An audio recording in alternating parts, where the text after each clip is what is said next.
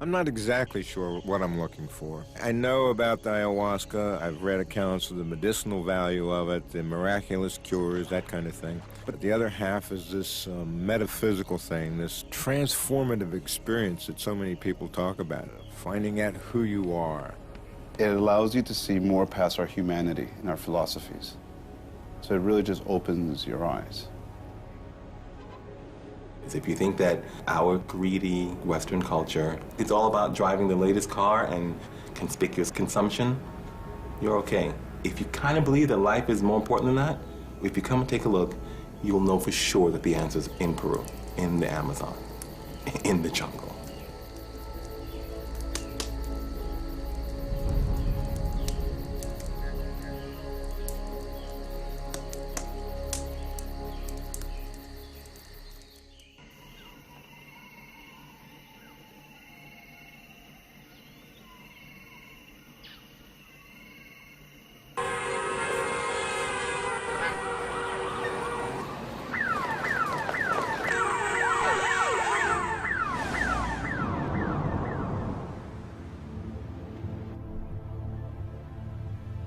Bob, what are you doing? What happened to you? What have you become? Yeah, you climbed the ladder. Yeah, you have a reputation. Mr. King of the Hill, killer fucking stockbroker. Made millions last year. You buy whatever you want whenever you want it. But what do you really have? You like to say that you're a good father, but are you really? You like to say you're a good husband. You could be home at 8 o'clock, but you're in a strip club. You're on the phone with clients till 10 o'clock at night. You have to rush home to smoke a joint just to feel normal. You buy your son every toy there is. Do you ever play with him? Your son, he needs you, and you're not there. Is this what you wanted? Is this really what you wanted?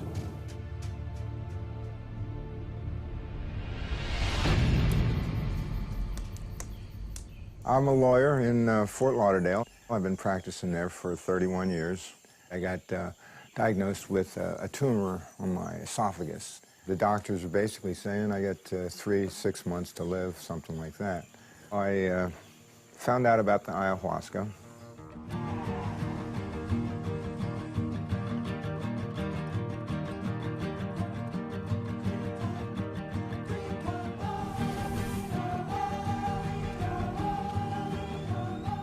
Death I can handle. I'm not afraid of death, but I am afraid of losing quality of life. I've seen too many people do the chemo and do the radiation, and it's just, I took a look at them and I said, gee, if I have a short time to live, I don't want to live it like that. And so I started seeking other alternatives.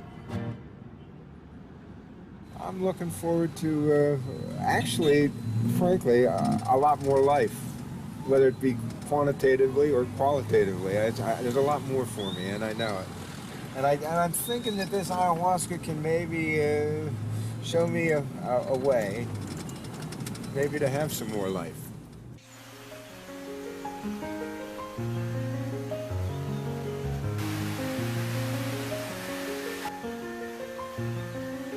Ayahuasca is a vine and combination of plants from the Amazons of Peru, which, in lamest terms, takes care of all your psychological and energetic problems.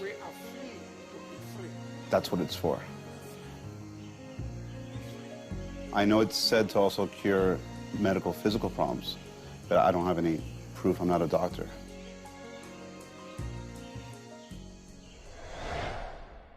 We had more fun when we had nothing. We had an apartment with cockroaches and eating boxed potatoes because we couldn't even buy food. Rob was my suit salesman 17 years ago this Christmas. He moved into my apartment it was probably within the same week. We had a lot of fun together. We had the same interests. Trusted him. I felt safe with him. Anything he ever said he would do, he did it. I didn't have much of an urge to live as a teenager. And I had this thing, I wanted to die as a hero. I wanted to have honor, have some purpose in my life. You know, I'd never really been in a family environment. When I was 8 years old, I met my dad. I'd never met him before, right? I met him, I met his wife, and my stepbrother. You know, he had a big mansion in Bolivia, elevator in the house, dogs, maids, butlers, drivers. It was a great summer. Came to a point where I guess it was time to go back. And there was a phone call. So, you know, my dad asked me to come in the room. They're on the phone with my mom. And I get on the phone. So they're all sitting around me and I'm on the phone. And she goes, "Do you want to stay and live with your dad?" You know, there's a family unit. I'm looking at it. And I'm like, yes. I really wanted to go home to my mom, right? So I go to the bathroom. I put a towel on my head and just start banging my head against the wall. The pain was too much for me. Who the fuck makes an 8-year-old make that decision, you know?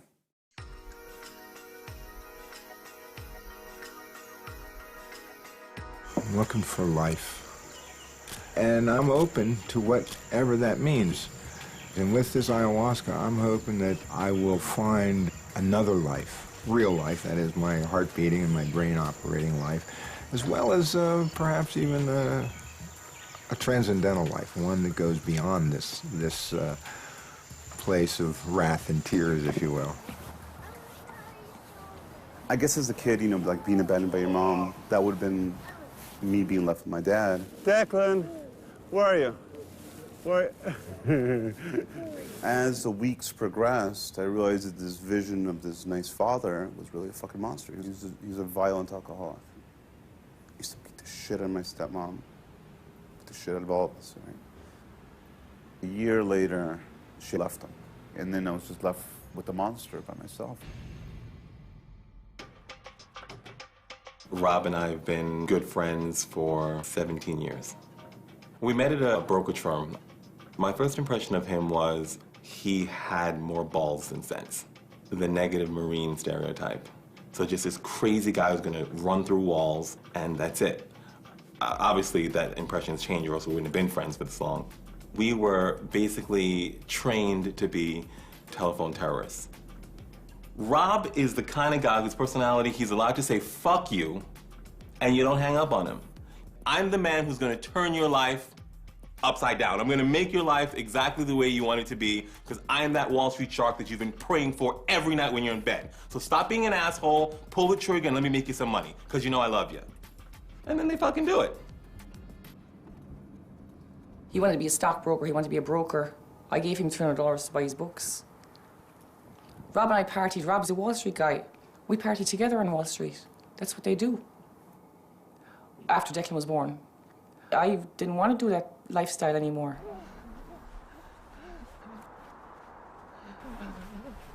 Victor, yay! Victor! Declan! 2005, Donna gets pregnant. I gotta make this happen, I have a child coming, I gotta get my act together, I gotta make money. It's balls to the wall. So all I did was put my head down and I basically blew up to be the second biggest broker in the world in derivatives. There's my manager and myself. Every day at work is the Super Bowl.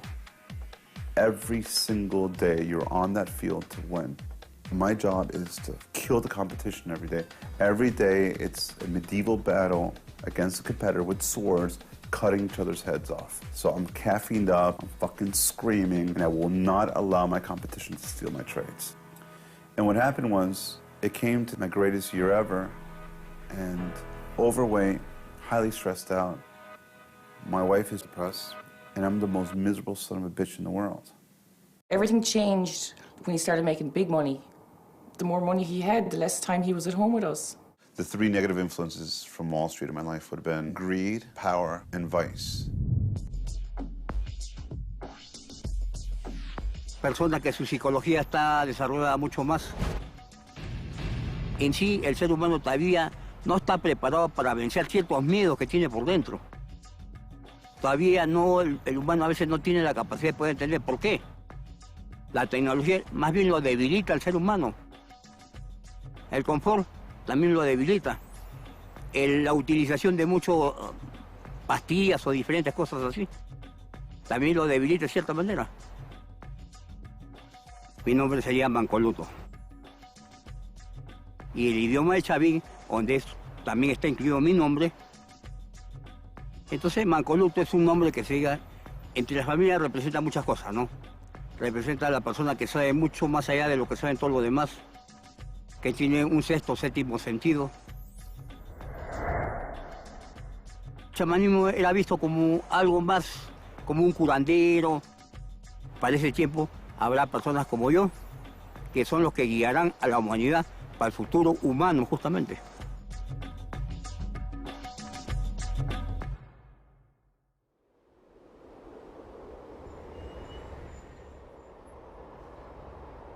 I had a CPI test done, which is a risk of a heart attack, and it's from 0 to 1, I scored a 22. So I was gonna have a heart attack any day. And the same day I had that test, I get a call from Peru. I get on the phone, and my stepbrother tried to commit suicide, he knew that he was dying. And I booked a ticket, and I got on a plane that night to go to Peru.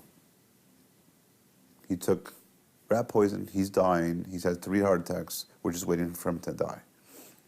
And I fought with every doctor. And I bribed my way through. I moved him to a different ward. And I got them to work on him to keep him alive. I don't even know how to pray. I have no idea how to pray. I just started praying. I said, God, if you save my brother's life, I will go to an orphanage in Cusco, and I will help your children out. So the market was collapsing. I said, I got to get out of here. I'm going to go home, and then I'll come back for the funeral. The morning I land, he wakes up. A week later, he's out of the hospital. And not even a little bit of a side effect. And I have to live up to my word. So I bought 110 bicycles for an orphanage. I bought them truckloads of toys for an entire town. Whatever, I gave them whatever they wanted, whatever they needed.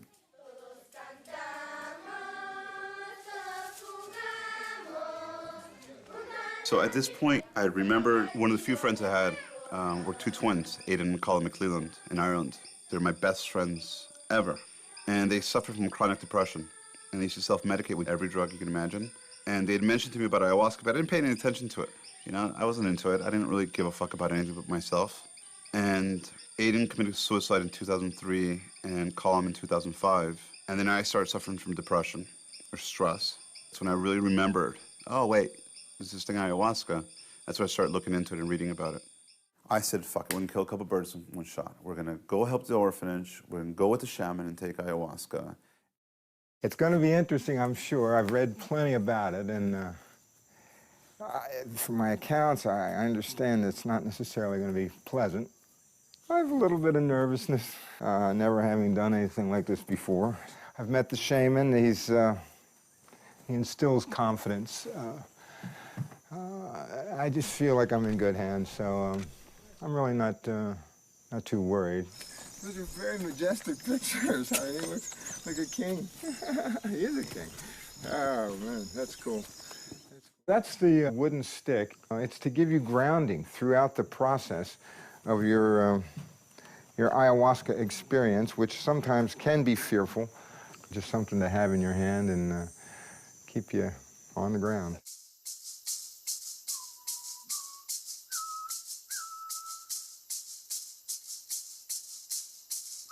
And I asked for very specific things. I want to know, how can I be a better father? How can I be a better husband? How can I be a better son? And what can I do to help humanity be a better place? And I want to know my path in life, my purpose for my existence, nothing else. And I'm just sitting there with no experience whatsoever. Now I'm cursing the shaman out, son of a bitch, you ripped me off. And I start getting a headache, like, oh, what the hell? It starts coming on. Off we go. All right, switch camera, see the camera wasn't working properly. Take a shot right.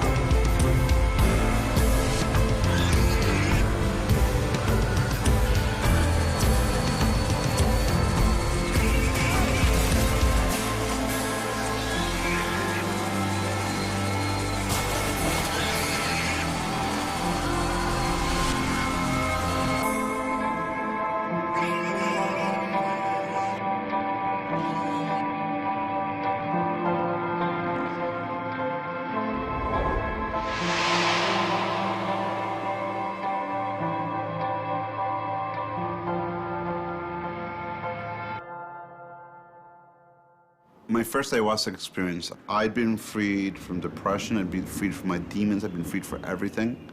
I feel like I peeled away the human body and connected to my real self. I felt like I was home.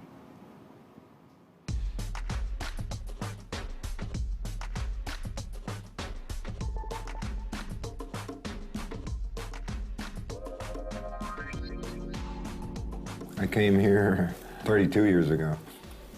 And I feel like I've been on vacation for 32 years. It's great for me. It just worked for me. The old expression is, once you get sand in your shoes, you'll never leave. The beach, the people, the friends, the community here, especially the courthouse community, which, you know, I feel very much a part of. Can't you know across some of those things? Wouldn't you like that? This is an easy day. You're supposed almost like being in high school, you know. You're seeing people you like, congeniality. I like to get along with people, my adversaries, the judges. I don't want to have any harboring things left in this courthouse. Two main things, I think, from ayahuasca. It's medicinal as well as ritual. I learned that it's the active ingredient in the ayahuasca cocktail is the DMT, and the effect that has on the brain and the mind and the consciousness. The medicinal value of it isn't so much in the taking of it or the concoction itself, the tea, if you will, the brew. It's more in that the ayahuasca opens you up to the plant life. It's called the teacher plant, too. I think it teaches you that from your experience, from that expanded consciousness, from that change that goes through you, then you should then be able to know from the plants what it is that can heal you.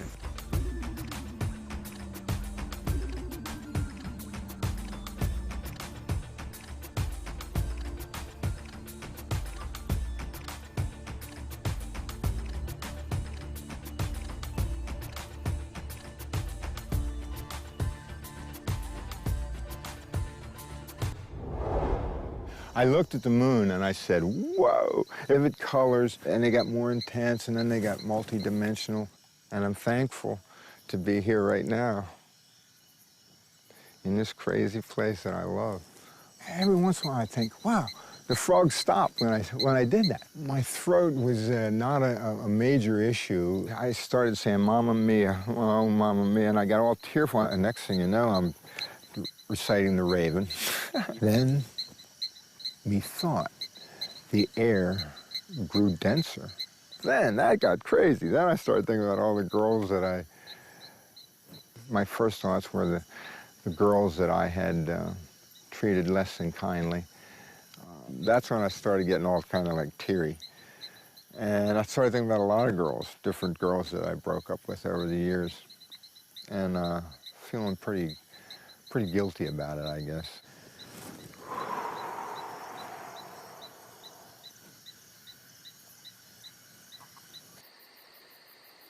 What ayahuasca really did was it allows me to see something positive out of something negative.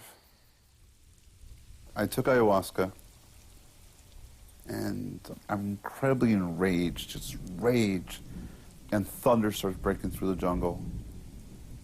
And the rage turned to sadness, and I started crying like crazy, and it just started pouring rain. Something said to me very loud and clear, you can make more money than you've ever made in your entire life, but it's not yours. You're gonna have to do something really big with it. And after my first experience of ayahuasca, it was clear, I saw it.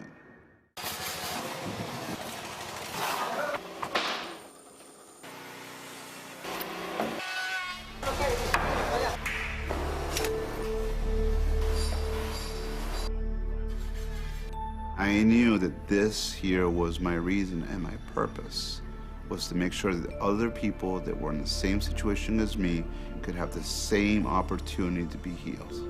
I want to have a little spot in the world, which is owned half by the local community, where anyone can call home and anyone can come and be healed. We'll take everyone. We'll pay for people to go there who can't afford it. We'll take people who can afford it. And more importantly, to spread the knowledge, bring shamans from all over the world and spread that knowledge of teaching and healing. I think death is part of life, and I think that death will come, it will take you. I don't think it has to be painful. I remember a poem by Dylan Thomas, and death shall have no dominion. If death has no dominion, it kind of opens you up to life. Fear of death controls what you are and who you are, then you're not much.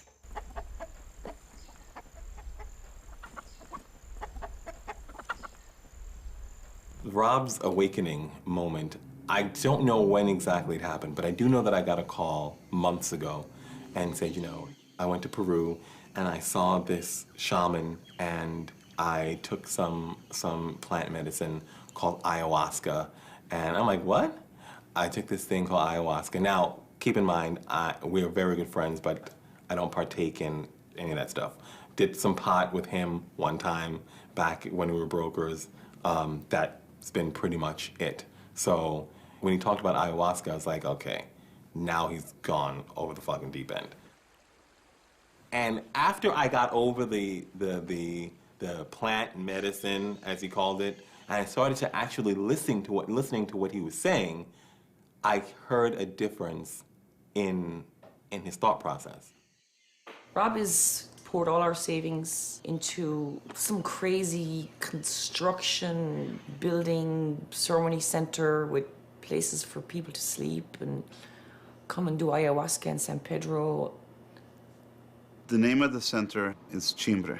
It means a place to gather energy, a place to learn equilibrium, a portal to other dimensions. I'm scared. Rob and I are partners in life, and we do everything together, but he took a different path. Donna has a hard time facing her demons. She has something inside tearing her apart.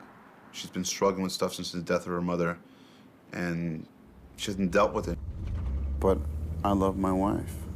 I'm weak to her pain. Bo is someone that I've been with every single day for almost 31 years. I hope the doctors are full of shit. I'm not ready for Bo to go anywhere. I don't know what my life is going to be like without him. Since the illness was known, he has stopped eating all kinds of food that were alive. Beef, chicken, ham, all that kind of stuff. He's eating fruit and eating veggies, and he dropped 90 pounds from the 265 guy I know to $175. In fact, he's now down to 170, 172. I got rid of all the meats, all the dairy, all the sugar, all the alcohol. I got rid of a lot. And if it's processed, basically I'm not eating it. Everything leaner and greener. I mean, that's kind of my mantra now. I've gotten rid of my house, got rid of my apartment complex that I had. I moved in this little one-bedroom apartment, which I love. My car went from the supercar, and it went to a little smart car. A lot of people think I'm crazy, maybe I am crazy. My understanding of the whole process of cancer and how to cure it is you need to absorb nutrients as efficiently as possible and get rid of waste as efficiently as possible. It's interesting, the whole ayahuasca thing. One of the things that kept coming up was the idea that it puts you in touch with the plant world. The shaman even told me when I was there, he said, the ayahuasca won't heal you. He said, but it'll put you in tune with the plant world, and the plant world will heal you. That's where I'm looking for it anyway.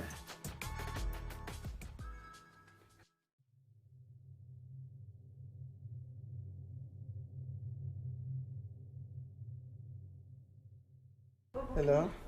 Is that his friend? I'm really building the center to show my son that if you have a dream, right, that you have an urge of something that you absolutely have to do in your life, you can't let anything stop you. So in an indirect way, I'm really doing this for him. I sometimes think he's lost his mind. Or this guy has got control of his mind, the shaman. I don't know if I'm going to get him back. Or if he comes back, is he going to be the same Rob? So I just want to give people an opportunity to be free and be shown an alternative medicine that could be the answer to their problems. We're always texting because he can't always talk. Text, I need you to come. You got to see this. You got to meet the shaman. You got to come to Peru. You know, it's the Amazon. You're going to love it. And I'm texting back, fuck you. I'm not coming. No, I'm not going to the jungle to sleep in a tent and wipe my ass with bush and drink water and get malaria and diarrhea and die. No, I'm not doing it. So no, I'm not coming. Alvin, come on! So we're here. Let's talk and more work, come on! We grew up together, the two of us. We're best friends, we did everything together, we got into trouble together, we stayed out of trouble together. We've done it all. And in 5 months, it's taken a nosedive. It's crazy, the whole thing is crazy, it's bizarre. I never thought, after 17 years, this is how we would be. It's terrible having Declan in the middle of this. I see him suffering. He's confused. He sees us just not happy with each other. And all he wants is his family. Declan started making this train of pillows on the couch. And he was really upset if you move a pillow, like, my train's broken. I go, Declan, let's talk about this, let's have a chat. That's my first conversation ever with my son, like real, he's just starting to communicate his emotions. And he goes, I'm really sad, I want you home lots. And then he starts screaming again, my train. And it just clicked. And I go, Declan, is the train your family?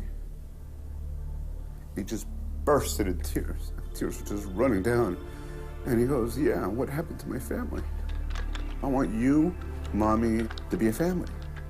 And I just looked at him and I said, look, I'm gonna try to fix your train. I'm gonna try and make things better.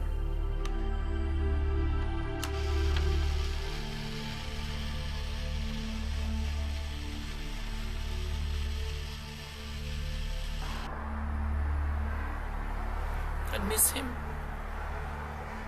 We spent so long together. Some people, that's a lifetime. We still have another lifetime to go. I don't want this to be the end.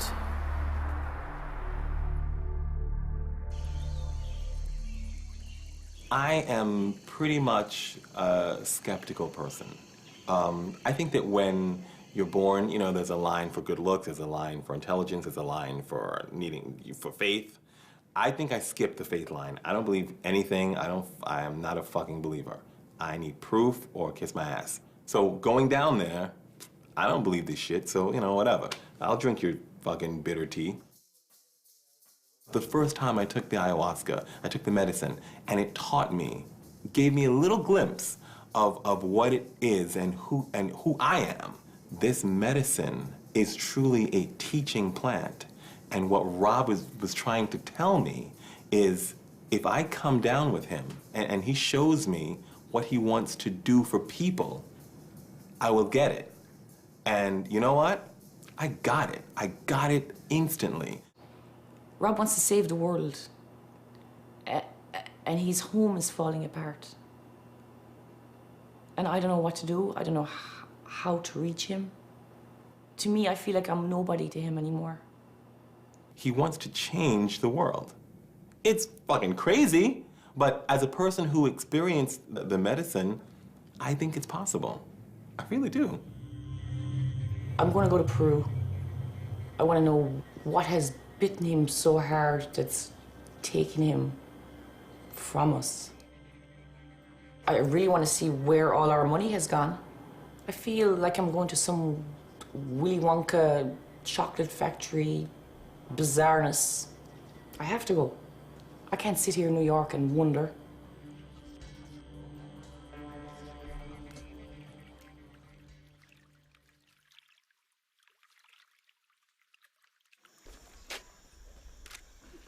Get away from me. All right, look over your shoulder and I'll go away.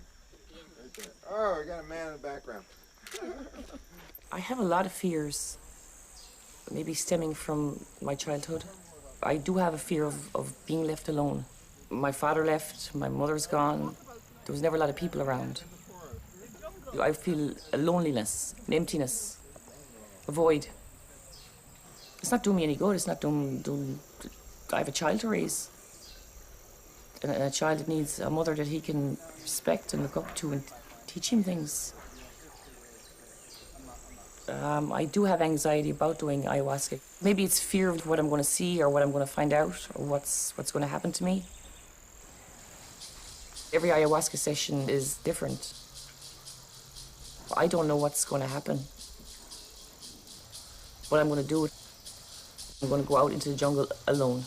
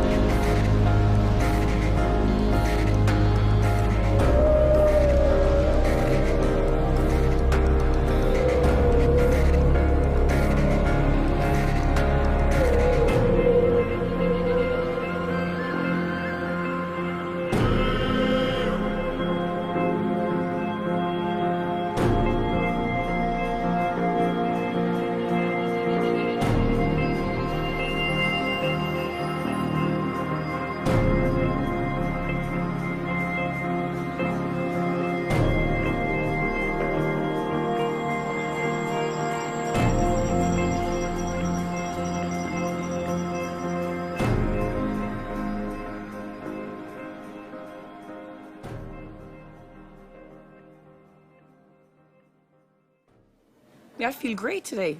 I went through a hell of a night. Hell. I just felt good sitting there after coming up from the jungle and like leaving a lot of stuff down there. I'd said to ayahuasca, why do I carry so much grief and sadness with me in this life? And it was showing me things of why I had so much grief and sadness. So in my asking why, it showed me why. It showed me my past lives. The next morning, I said it to the shaman, you know, what is that? And he said, yeah, you were part of a tribe in Africa. They'd killed all the people in the village. They had put myself and Rob on a... And he had some kind of sort of the same vision too, because he's like, Donna, I was there with you. We were on that ship together. I saw another vision of a whale, but I was way deep down in the water. And I came up, and I saw the belly of the whale, but I also came over the water and saw this huge tail. I saw a vision of a little boy running across a road and going down a hill and like not coming back. What the shaman told me, he's like, if something happens to you in this life, you feel it tenfold more. You've had so much of it, you feel it 10 times more, he said. Entonces, tomando el San Pedro o Guachuma, entonces su mente se abre.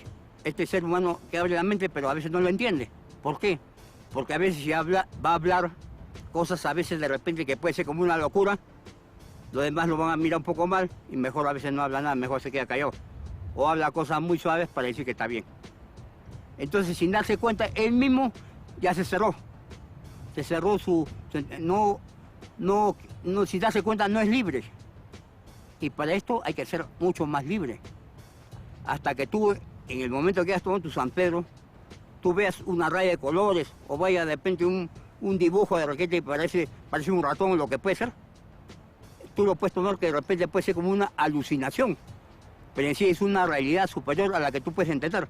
Y como no la puedes entender, es una alucinación. Entonces esa parte es lo que todavía el ser humano no se da cuenta. Entonces por eso que también la persona cuando toma un San Pedro tiene que estar con la persona adecuada. Le va a parecer, como dice, una experiencia muy bonita, pero no lo va a incentivar a que quiera aprender mucho más, ¿no? Entonces todo eso. Por eso digo, el San Pedro hace que tu genética varíe un poco y tu mente se abra mucho más. We all know how the ceremony works. We all sit in a circle. We all drink the ayahuasca or the San Pedro. And you're sort of off in the jungle on your own. And it's you and the medicine and the jungle. And the reason the shaman does it is he very plainly says, you are here to rekindle your survival skills. Because we all go back to our Western worlds and oh my God, the car payment's late. Oh my God, the mortgage is late. And holy shit, the world's gonna collapse because I got these little problems. And what his teachings are, at the very basic level, is you're stronger than that. And I'm going to show you how strong you are because you and the medicine in the jungle are going to rediscover your survival skills. And you're going to take that back to your life. And all of a sudden, the little shit that you think is a big deal, it's not that big a deal, and you will overcome. And that's what I got the first time I came down here. So it really is, it really, really is powerful, truly powerful.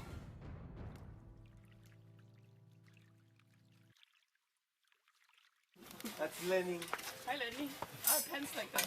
I thought, up until today, we'll say, after my ceremony last night, that the shaman was trying to get rid of me.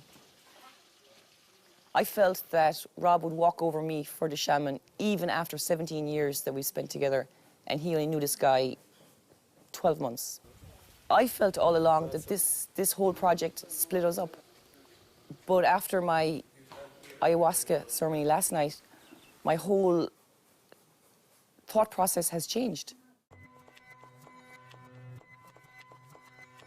If I had to summarize what happened, I saw what life is really about. You know, imagine a super galactic roller coaster, and you just have to hold on. Some people made wisecracks about, like, well, oh, it just sounds like an excuse to get high in the jungle, you know? And I can understand that, but this stuff is hardly recreational. I mean, it's way too much ritual involved, way too much preparation, and it's not all that pleasant, at least initially. But the effects, the after effects and the lasting effects are I think, very beneficial and transformative. The vine, it's known to be called the vine of the dead, where you can connect with the spirit of Mother Nature. I know it has healing properties. I know it has psychedelic properties. I know it's never hurt anybody, or I don't think it has. I don't think it's ever driven anybody berserk. What's funny is when I hear people say, oh, you know, it's a hallucinogen, it's mushrooms, it's drugs, it's peyote, it's nothing more than a quick high. What I find interesting is that when people say that, is the FDA, the Food and Drug Administration, has been in existence for, I don't know, 100 years maybe, 200 years? And since then, they've synthesized drugs that they call medicine, and God only knows how many people they've killed, maimed, or destroyed with all the name brand drugs that are now being advertised on TV every 5 minutes. What they don't understand is that the Chavin culture, that Native American culture, that all these cultures that are thousands of years old, they're willing to discard it as just hocus pocus or bullshit and never once take a real look at it. Why? I think the reason why is because they can't get paid for it. The people who dismiss it are simply people who are caught up in this medical corporate culture that is based on profit, not on healing. Ayahuasca is a healing medicine. I was interested in the purgative effect, la purga, I think they call it in Espanol, the purge, the purging physically and the purging psychologically. You have to surrender. You have to surrender to the mercy of the medicine. It could be violent, purge, puke, poop, pains, or feelings, emotions that you don't appreciate. I mean, I saw what I saw, and I know I saw what I saw. And nobody can take that away from me. But it's hard to see stuff like that because, like I said, I'm brought up strict Irish Catholic where you go to church on Sunday and you go to confession on Saturday and you don't do stuff like this. This purging, this vomiting, this... I'm thinking about puking, I'm thinking about being honest. You know, maybe that's what it is. Puking. I'm being honest. I'm throwing it all up to you, you know? Maybe that's what it is. It's a catharsis, an emotion, emoting out to you. It felt good, though. I mean, I was glad it happened. It felt good down here, you know, to be out of it, to have it out, you know? Yeah. I knew in my subconscious mind that there's a greater existence in this. There's a greater energetic vibration that we all exist in. And I connected to like the umbilical cord of the universe. And it was a feeling of being really at home when you connect to that energy. It opens your true eyes. Because we're here, we're in this life, we're in this humanity, but we're really blind to what life really is. And I realized that we weren't just beings made to make money and live this stupid life that we live. There's a much greater life. El ser humano tiene una razón inconscientemente por dentro que viene más allá de lo que él puede entender. Causes of throat or esophageal cancer or tongue cancer that I had, why did I contract that and what is it in my life that gave me that? And I don't know. I asked my doctor that too. There's no real known reason, I don't think. But I've thought about it philosophically too. I mean, in the sense that I practice criminal law. It's a rough, tough game, and talking's what I do for a living. It's interesting to think about.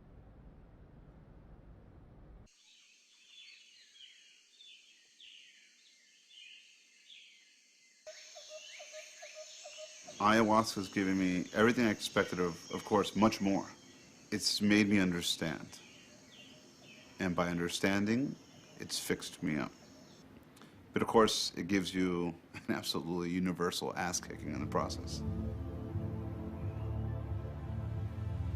It was really early in the morning and Rob had just started talking about as a child that he tried to commit suicide and then I said, well, you know, my father committed suicide and I thought he knew that. And I told him the story of, he's like, what? And he's like, Donna, you have never told me that before. I feel I carried my father's death with me for the best part of 27 years, 26, 27 years. And although my mother passed away only 2 years ago, I feel I'm not going to carry her death for the next 27 years. It's down to ayahuasca that's helping with this because my ayahuasca ceremonies have been death and trauma and grief and sadness. And I think I'm learning to, or maybe I'm being taught how to deal with things like that. It has helped me. I think I'm starting to learn how to be happy again and letting my true spirit come out of me again.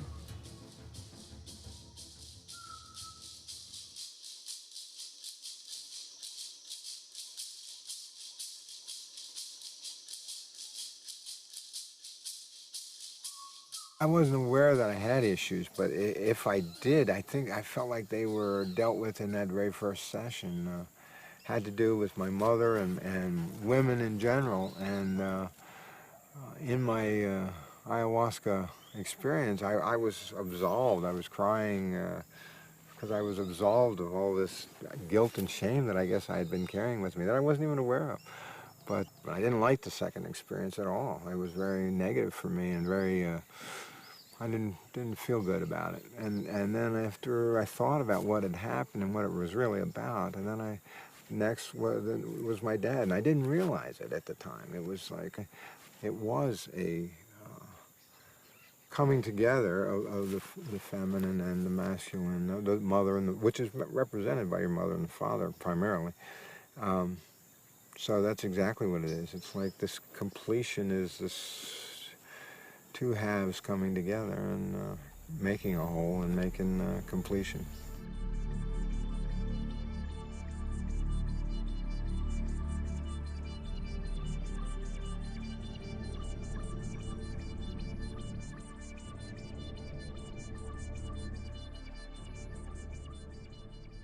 Rob is my half-brother. We have the same dad. Rob asked me the last night, first memory of my father. I told him that the first memory of my dad is when I was 4 years old. I remember that I saw my dad with a gun in his hand, pointing it to my mom. And that's the first memory I have from my dad. I'm really happy my brother's here, because when he committed suicide, I felt really responsible because I had done the same thing when I was 18 years old. And now I feel I could also be responsible to help him heal from the pain of his childhood with our father. In 2008, when I was 18, I tried to kill myself because I had a fight with my dad. And that fight was because I have some bad grades in college, and my dad didn't know that. He found out that, and he drank a lot. And when I get home, he was like crazy, screaming and throwing stuff to the floor and saying, "Why you lied to me? You are like your brother, or maybe you are in drugs that didn't tell me." And I was like, I don't talk to you because you are like crazy and you are always drinking.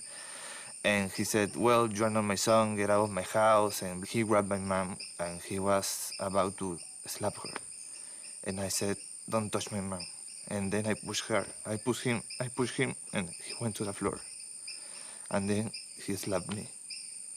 And then, I don't know what I was thinking about, but I grabbed a bottle of water and put some poison of rat in it, and I just drank it. And that was all.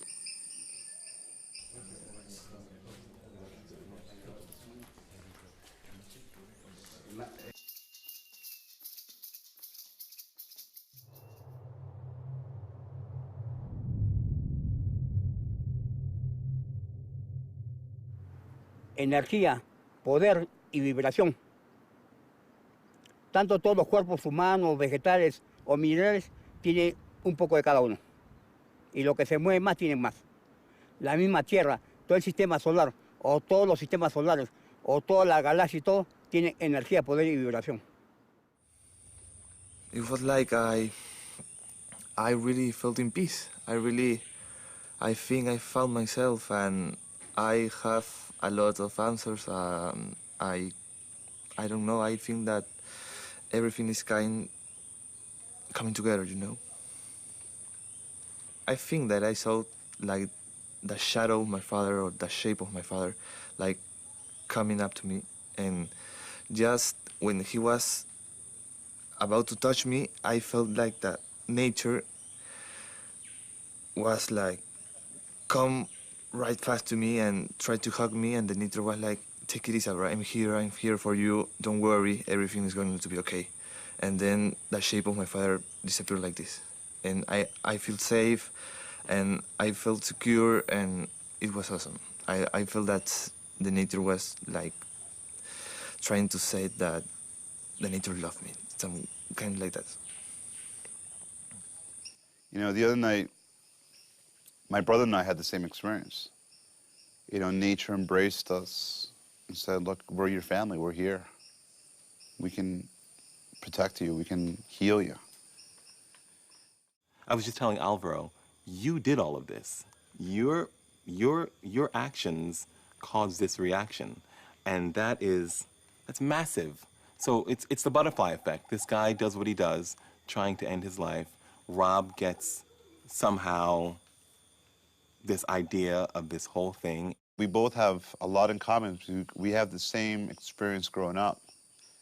And yeah, I felt really proud to show him what I'm doing, helping other people, what I've done with the great wealth that I had. I don't have anymore.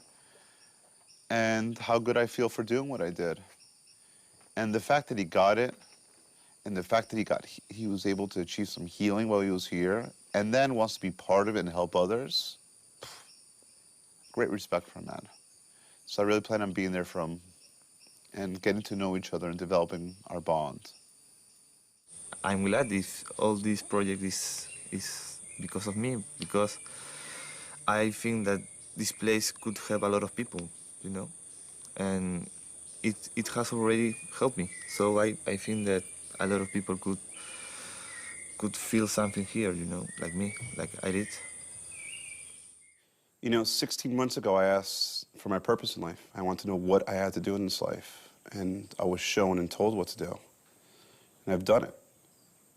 So I don't feel like an empty, greedy piece of shit anymore. I feel great. I feel alive. I feel like I'm making a difference. So I've taken a raw material like money, something which could be harmful and greedy and whatever, and I've been able to convert that into something good, to change someone's life.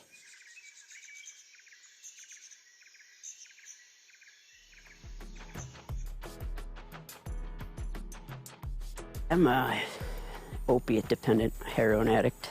I've been on methadone for the past 4 years. Been addicted to heroin for the last 8 years. I've been to rehabs. I've been to detox. I've been to jail. I've been through the ringer with it, and it's always ended up back at the same place. And just trying to find a new place. For the last 10 years, I've been living in New York City lifestyle. A lot of drugs and alcohol. I'd seen a lot of friends pass away, and it really was putting me in an awful place, just real sad and depressed, and with a lot of stuff just weighing on my shoulders year after year. Last night, I did a ceremony where they give you ayahuasca, and it took about an hour to settle in. It's not a tasty drink. I didn't feel nauseous at all. Came down and sat in a tent for the next couple hours, and it was just a really intense, profound experience. The way that it felt like a plant just kind of crawled in through all my veins and made me feel alive everywhere. I don't know, it feels like it fixed my blood. It feels like it just made me healthier. Just everything about it just felt like it cleaned me up. And in my first session with the ayahuasca, it was really enlightening. It was much different than anything I'd ever experienced, really. I had auditory hallucinations. I could actually hear my mother speaking to me. And my mother lives in Florida, and I live in Buffalo, so we don't speak very much. But I could hear her, and she was bitching at me, but it was weird. It was wild. I feel awesome today. I'm just really happy. I don't have any hangover. In fact, when I was done, I didn't get sick last night, and as soon as it was done, it was over. I mean, I was a little disoriented, not a big deal. And this morning, I woke up refreshed, really excited, happy. The biggest thing I took from it is that everything I need to survive in this world is inside of me. And that all this shit, cigarettes and drugs and water and food, is all just external. I mean, you need water and food and shelter to survive, but that's it. You don't need the other, things in life that people feel they need. And having been a drug addict, I've felt the need of, substance my whole entire life. I think ayahuasca right now is magic. I think it's an unbelievable plant that does phenomenal things for people. I wouldn't have believed it before because I didn't really believe that psychedelics and stuff like that are good for you. But this is a total different story. This is not a drug. I think it's just an amazing plant that has healing effects, especially for me. It has definitely changed my outlook on things and made everything not dreary or dark. It's been an eye-opening experience. First time I came down here, I was on 120 milligrams of methadone, so I was kicking pretty hard. And so this time, when I went home, I reduced my dose to 30 milligrams, so it's been a little easier to come down. in that respect, so it's been better. Since the first time, I've done a number of things to change my life. I started eating better, I started exercising, I started just making sure I got out of the house, making sure that I went and interacted in the world, making sure that I had a job, and just being a productive person, and it made me happier. I'm returning to the person that I once was, you know? Come to realize that I don't have to like pay for the mistakes that I made when I was young for the rest of my life, that I can still have a life. And my wish is simple. All these people that ask for help, all these people that ask to be sponsored, to go home fixed and free. Free from whatever problems they have. That's it. As long as the people that we said we would sponsor, whose pain I felt and feel through what they shared with me, as long as they go home okay, I don't give a fuck what happens. I don't want to sound corny or anything, but I've been facing my fears down in that jungle for the past several nights. And honestly, I feel much more alive, much more in touch with myself than I did hitherto arriving here. I think it was a confluence of events that brought me to the point to where I was before I came here. They're not pretty events. It was in China, and my last days in China were in a Chinese prison, and it wasn't something that was fun. It was certainly something that sticks with me. I had a severe case of post-traumatic stress disorder, and it was driving me nuts. I mean, I was fighting it. I wanted to leave the first night I was here. I was packing my bags. I was making every excuse to get the hell out of here. And after the cleansing ceremony, you know, I want to go through with all of this because I don't want to live in fear anymore. I don't want to live in the darkness. I don't want to live in the depression. I know that there's something beautiful out there waiting for me, and I just have to redeem it myself by facing myself. The shaman and his people begin to, you know, shout, I guess, "Vámonos, vámonos, vámonos, get the fuck out, get the fuck out." And it must have been about 20, 30 seconds. I passed out, I lost consciousness. But when I came to, honestly, I felt like a new person. I mean, it was like almost like a parasite inside of me. It didn't want to leave. When I got here, it knew it was going to be extricated.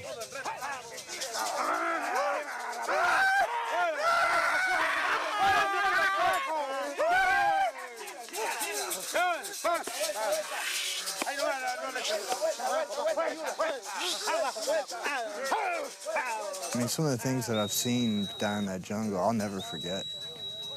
I'll never forget. You know, I felt like last night after I visited that past life, and I came to, you know, where I am now, and I was crying like a little kid. I felt like a little kid. And then I passed out to the sounds of the rainforest, which was just beautiful, honestly. And so hopefully by the time I leave here, I have left that PTSD right down there. And it will never find me again. That's my hope. That's my dream.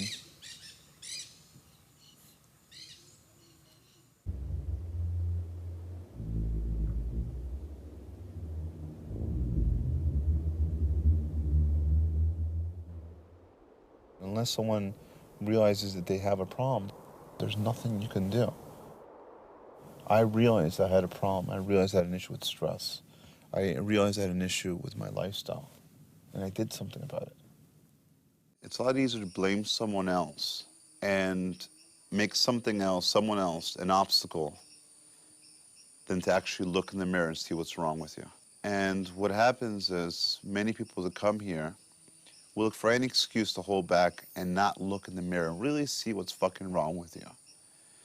I say, oh, the shaman didn't look at me. I don't like him. He's missing a tooth. Or, oh, he's too dark. Or, he looks like Yoda. Whatever it is. Eventually, you got to stop blaming other people for your own faults. It's really hard to look really deep within you to see what's wrong and fix it. And I think Mancoluto, you know, his job is to make you face your fears. and make you face your issues. And many people will not accomplish it because they'll just blame him, like, you know, he's scary, whatever. So I think it's a natural resistance of change. Entonces lo que yo difundo es justamente la forma que ir preparando al ser humano para el futuro humano. Cuando se dé cuenta que ya no puede hacer nada con la tecnología, lo académico y todo, y lo religioso, espiritual y todo lo que tenga hasta ese momento, entonces va a buscar una escapatoria. Va a buscar a dónde agarrarse para seguir adelante, para que pueda subsistir la raza humana. His main objective in life is to prepare humanity to live like the future, but in the present. We're all one. We should be helping each other. We should be thinking about what's good for humanity, not what's good for yourself. And that's what he's trying to do. He's trying to prepare humanity for the future. De mucho tiempo, del año 60, 50 y tantos para acá, como dicen, muchos hippies pensaron conectarse con la naturaleza. Pero no solamente eso era como una historia muy bonita, ¿sí? Así, ¿no? Al fumarse su poco de marihuana o alguna cosa parecida, ¿no? Ellos pensaron que estaban conectados con la naturaleza, pero en sí solamente estaban fabricando su propia filosofía. ¿Y ahora dónde están esos personajes? Ya no están, porque es una ola de un tiempo y ahora no sirven ni para este tiempo. When it comes to the shaman, of course I had my issues. I had my husband for 16 years and I didn't trust the shaman. I mean, in my position, who would? We have all this money, we've worked hard for this money, we've saved our money, and Rob goes off on his own path with the shaman. But I have a much, much better feeling for him. I don't see him as the enemy anymore. And that's just me changing, not him changing or anybody, it's me changing. But coming from where I was coming from, who was I going to blame? That my husband was running around the jungle with all our money and building this, you know, what we're sitting in right now. So I feel good about him. I'm not afraid of him anymore.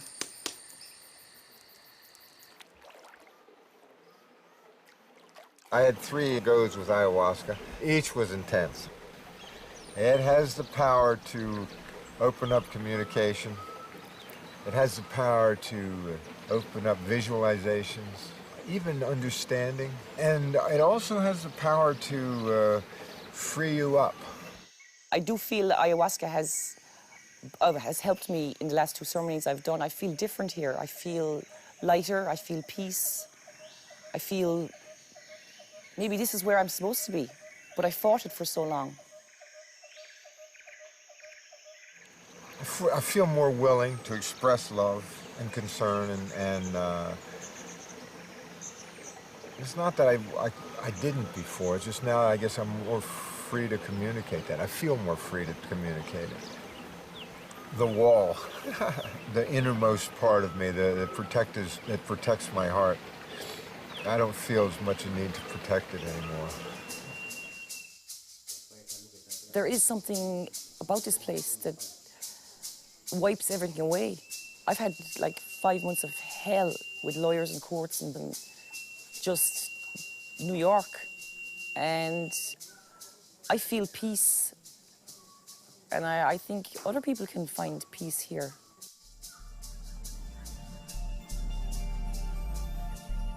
I feel that I have much greater understanding of my existence. I feel peace inside. There isn't one ripple in here, man. You can hit me with the tsunami, 9/11 could happen right here on the top of me, and there won't be a ripple inside of me. I feel peace. I've never denied my son anything. And my son wants his train fixed. I fell in love with my wife all over again. You know, this warm feeling, like a warm feeling I hadn't felt for my wife in years. I feel great. I feel I found some direction. I've learned a lot in just 6 days from ayahuasca and from just even being involved in actually finding out what's going on down here. I feel recharged. My attitude has changed, meaning to let everything go, try to let everything in the past, let it go, start fresh. Declan has changed also. Declan has settled down. He doesn't seem as needy. His school reports are good. Rob has changed, I've changed. We've come together. We're committing ourselves more to each other, and I see a future, a strong future. Yeah. Good boy. You got it. We've had a long road. And, you know, we both did things that we regret.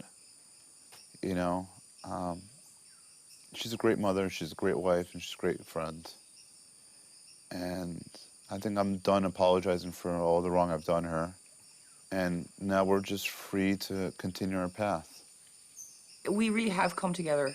I think even stronger than we were before, which is what we've been through in the last 12 months has been hard on our relationship, hard on both of us, even as individuals.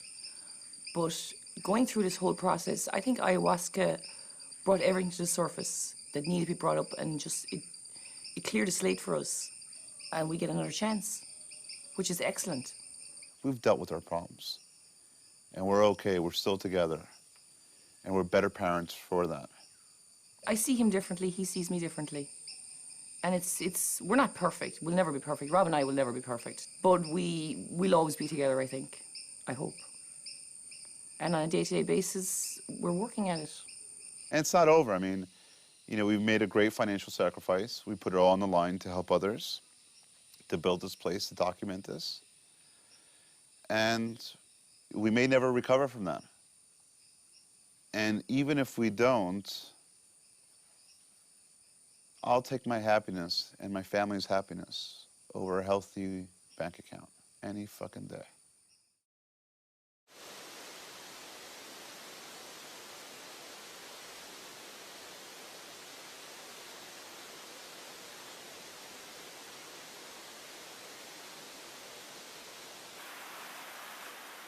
"5 years from now, if my vision, my dream comes to life, we'll save thousands of acres, hundreds of thousands of acres of the Amazons by using all the money to buy back the Amazons and protect it, save a very important part of our planet.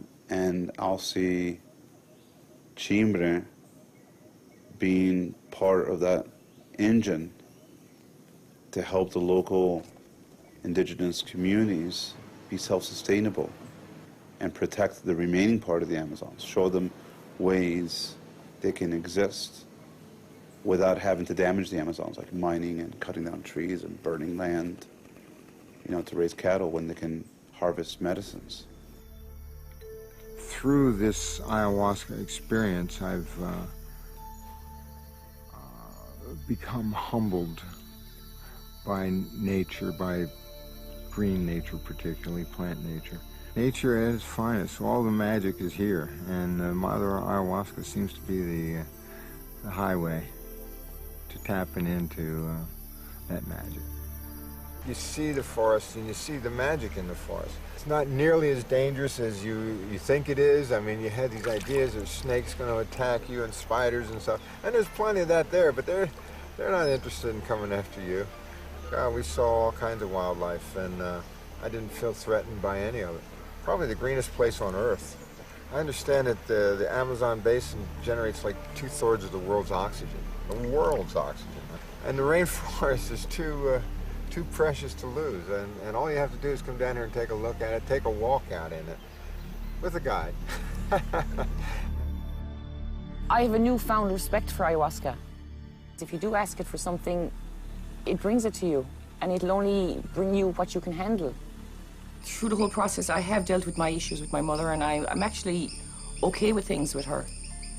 I feel ayahuasca has helped me in easing things and explaining things a little better to me about the whole process of death, and there is life after. I don't think it's divine where, oh, you know, it's some holy plant and you should worship it and put it up on top of your head. It isn't. I think it's a key. Some people might call it Jesus, some people might call it Buddha, some people might call it Allah. Call it what you want. If you have an understanding that we are bigger than who we think we are, then you're on the right track. We're a species. We've forgotten that. We're a species. We come from the earth. It's our habitat. Nature, right? So just like a cat or a dog or a horse has a plant that they could eat and they purge and they feel better, right? So there's things Mother Nature has for us. We're another species. And I think ayahuasca is just the key. It's one of those things that the earth, our habitat has for us, so we can treat ourselves. I think that every leader of every head of state, all these heads of corporations should have ayahuasca. Because I think if they did, they would realize that it's not just about money. And we are all bigger than our body gives us credit for. And we're all one. If we all are truly one, then there wouldn't be people starving. There wouldn't be homelessness. There wouldn't be bigotry. There wouldn't be hatred. Because if I hate you, then I hate me because we're one, right? We should all have a chance to see that.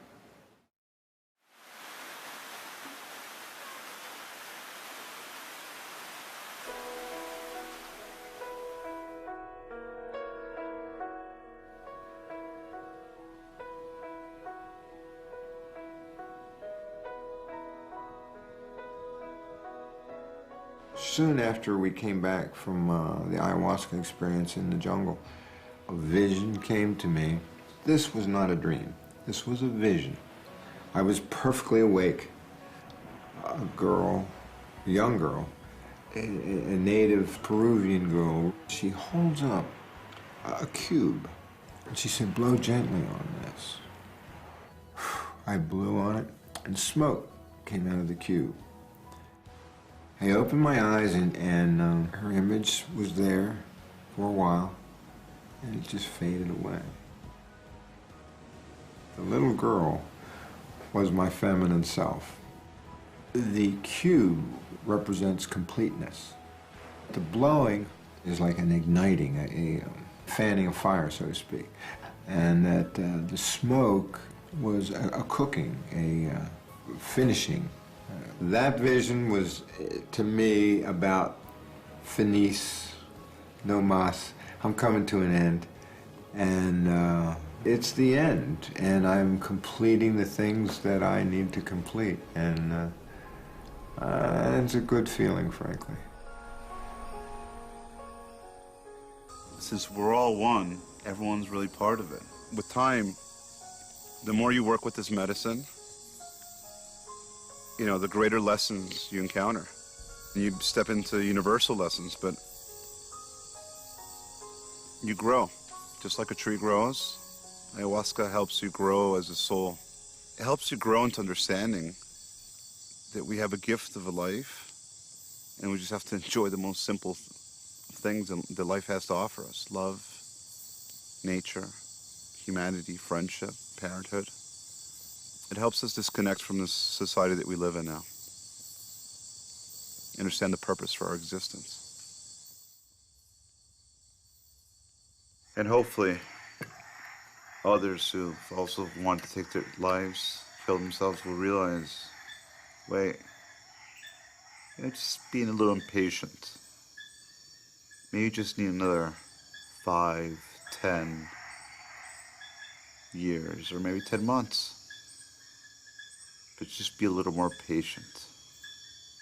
Because there is hope. So much fucking hope. When I wanted to die, when I killed myself as a kid, I was 18. What the fuck did I know about life? And everything was ahead of me. Give too much. Don't sacrifice your life. Don't do what I did. Don't do what my brother did. Don't do that.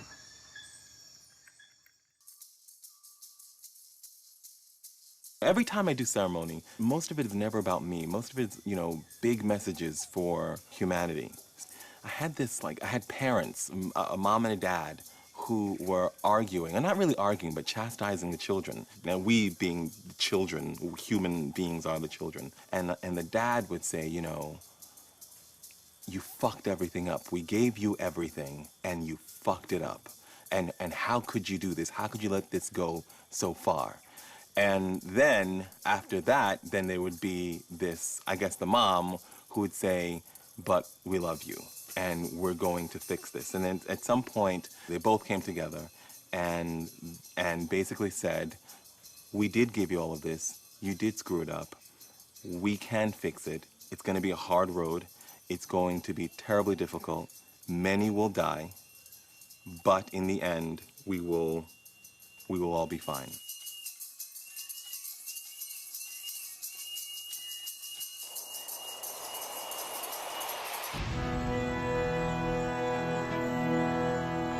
How else do you create? You create with your mind.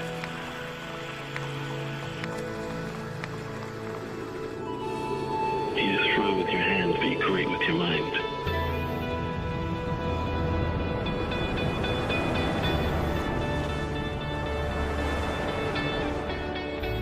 With your mind.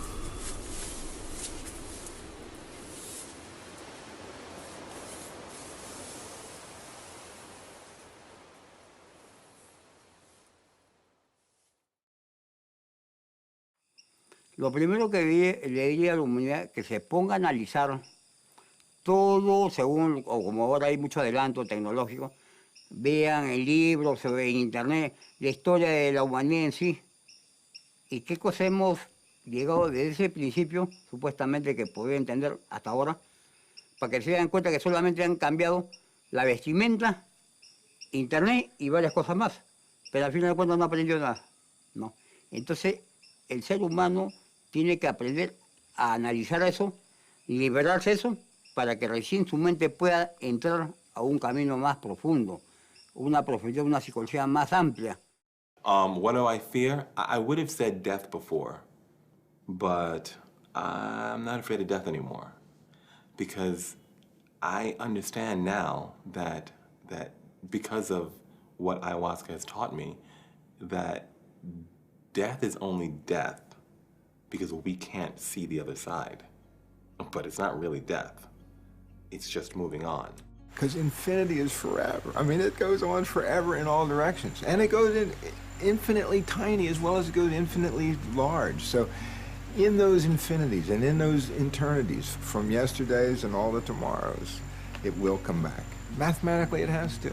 So I'm confident that I'll be back. I'll be back. And it'll be different, and it'll be the same. Ayahuasca shows you what you need to see. It makes you feel exactly what you need to feel. but you have to surrender to it. You can make any excuse not to surrender, but you have to surrender to the mercy of the medicine. You have to step into the fire and see what happens. Modern